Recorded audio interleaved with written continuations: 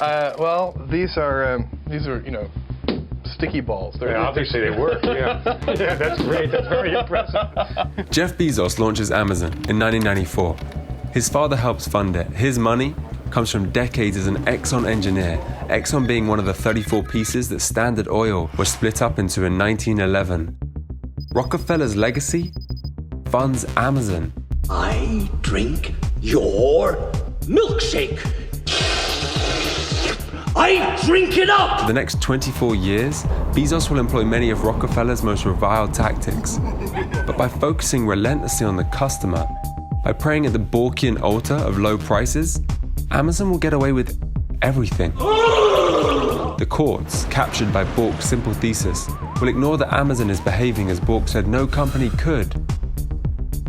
He'd assumed every firm would profit maximize as revenues rise, then make as much money as possible. But Amazon doesn't. It forgoes profit for growth. Every year, as revenues surge, it simply reinvests, growing ever bigger. And instead of hiking prices like a traditional monopoly, squeezing the orange, Amazon just keeps making the orange bigger and juicier. Its size allows it to then cut prices when rivals threaten. Diapers.com. Diapers.com. When Diapers products start selling well, Amazon lowers its prices so sharply, Diapers is forced to sell itself to Amazon. Amazon announcing it is shutting down the company behind Diapers.com. Amazon acquired that company for more than $500 million. With Diapers done, Amazon's prices go back to normal. But hey, that's like efficient, right? We killed them quick. Armed robbery. This practice, predatory pricing, once the black mark of a monopolist, was defined away by Bork and his apostles on the Supreme Court, who called such schemes rarely tried and even less rarely successful. For Bork, if one company drives another out, it is the more efficient. Were it to crush anyone inefficiently, why a competitor would simply rise up and win in the end by being more efficient themselves. Got him!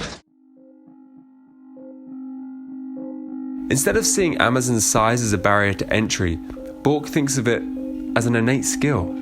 Capital requirements exist, he says, just as talent requirements exist for playing pro football. Bezos and Amazon were innately skillful at first, but skill compounds into something else, dominance. And dominance lets Amazon crush anyone else's skill.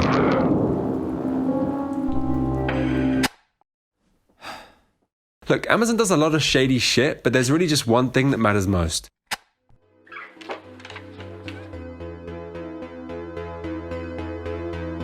It is both the world's online marketplace and the biggest seller in that marketplace. It's like Man City not only winning every year, but owning the Premier League. It's keyed into every trade on the platform, so whenever something starts selling well, it knows.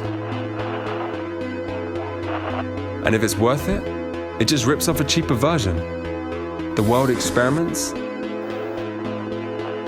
Amazon profits. And you may not even realize, as hundreds of innocent-sounding private label brands are secretly owned by Amazon. Not that one can complain. Amazon is judge, jury, and executioner over their right to trade. Even if you manage to survive on the site and actually sell something, you're going to be paying some part of Amazon, whether to appear in their searches or have your goods delivered. They control every element of the supply chain. This vertical control is exactly what companies like IBM and Ford were once prevented from having. I'm afraid so. While the world snaps up the cheap stuff, Bezos nurtures his biggest project yet, his next Death Star. Amazon Web Services, his vice-like grip on the internet itself. Put simply, AWS controls the pipes of the internet. Computing power, servers, database, anything that exists online needs these ingredients. You could call them the oil, steel, and railroads of the internet age. And where does most of the world buy from? So what does that mean? Well, imagine you don't have an Alexa, you don't have a Kindle, you don't listen to audiobooks, you don't play games online, eat like a hipster, or use the world's #1 film site. You're not a Prime member, and you barely even use Amazon itself. You avoid them at all costs. Well, okay. But say you're going away. You've wrapped the project you were editing, told your team, checked the weather, scrolled through Tinder and Pinterest, switched over from Netflix to First Fox and then Channel 4 News. Now you're going to book your flights and a place, hire a car, a BMW, and make sure you've packed your wash bag and paid your electricity bill. Finally, you'll read a hit piece on The Guardian, reaffirming your boycott of the world's worst company. Except, everything you just used runs on Amazon Web Services. This man is a titan of our time.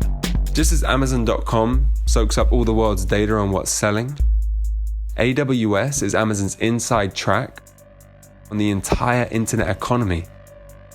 What's working? Who's scaling up? Who should we be crushing? This is what Bork never grasped. And I wonder if you'd expound on that. Why crush your competitor when they could be your customer? Thank you, and I'll see you next time. AWS is a profit machine, and it will allow Amazon to expand everywhere. AWS is growing at a very fast rate. In food, postal, healthcare. Their aim? To be a tax on all commerce. You know, like back in the day when the church used the fear of God to make everyone give them a tithe. Religion isn't dead. We just pray in a different church. So, take a look around. At the parts of your reality Amazon already owns. At how much it's behind that you may not have realized. And at how much more it will soon control.